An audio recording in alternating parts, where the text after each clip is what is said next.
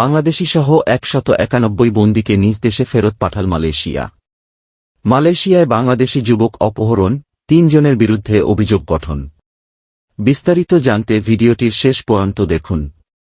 বিভিন্ন সময় আটক হওয়া বাংলাদেশিসহ ১৯১ বন্দীকে নিজ দেশে ফেরত পাঠিয়েছে মালয়েশিয়া। সাজা শেষ হওয়ার পর তাদের দেশে পাঠানো হয়েছে বলে জানিয়েছে দেশটির জোহর রাজ্যের অভিবাসন বিভাগ।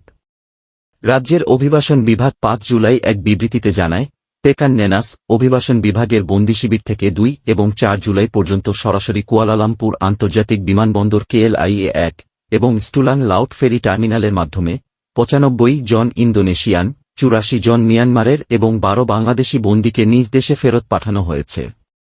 মালয়েশিয়ার অভিবাসন আইন ১৯৫৯৬৩ এবং অভিবাসন প্রবিধান ১৯৬৩ এর পাশাপাশি অন্যান্য এনফোর্সমেন্ট এজেন্সি আইনের অধীনে বিভিন্ন অপরাধের জন্য সাজা শেষে তাদের নিজ নিজ জাতীয় দূতাবাস থেকে নাগরিকত্ব যাচাই পাস পাওয়ার পর আকাশ ও স্থল পথে নিজ খরচে তাদের দেশে ফেরত পাঠানো হয়।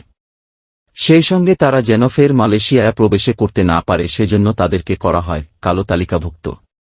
মালয়েশিয়ায় বাংলাদেশি যুবক অপহরণ, ৩ জনের বিরুদ্ধে অভিযোগ গঠন। মালয়েশিয়ায় মো. কবির হোসাইন নামের এক বাংলাদেশিকে অপহরণের অভিযোগে রোহিঙ্গা নারীসহ ৩ জনের বিরুদ্ধে অভিযোগ গঠন করেছে দেশটির একটি ম্যাজিস্ট্রেট আদালত। অভিযুক্তদের মধ্যে বাংলাদেশি জলিস মাহমুদ, মামুন হোসেন ও খান খিনতুন নামে রোহিঙ্গা নারী রয়েছেন। এর আগে গত ২-১ জুন কবির হোসাইনকে অপহরণের ঘটনা তদন্তে সহায়তার জন্য ৫ বাংলাদেশিকে গ্রেফতার করে পুলিশ। স্থানীয় সময় শুক্রবার ৫ জুলাই আদালতে ৩ আসামিকে অভিযোগ পড়ে শোনানো হয়। ম্যাজিস্ট্রেট নাদরাতুন নাইম মোহাম্মদ সাইদির সামনে অভিযোগ পড়ে শোনানো হয়। তবে অভিযোগ বুঝতে না পারায় ৩ আসামির স্বীকারোক্তিমূলক জবানবন্দি রেকর্ড করা হয়নি।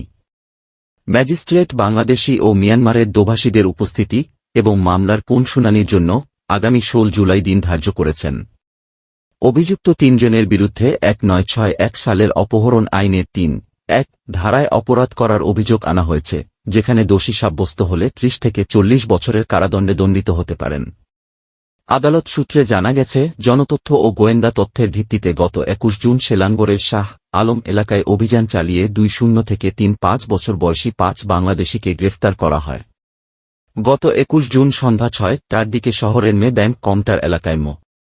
কবির হোসাইনকে অপহরণ করার অভিযোগে তাদের বিরুদ্ধে অপরাধ করার অভিযোগ আনা হয়েছিল।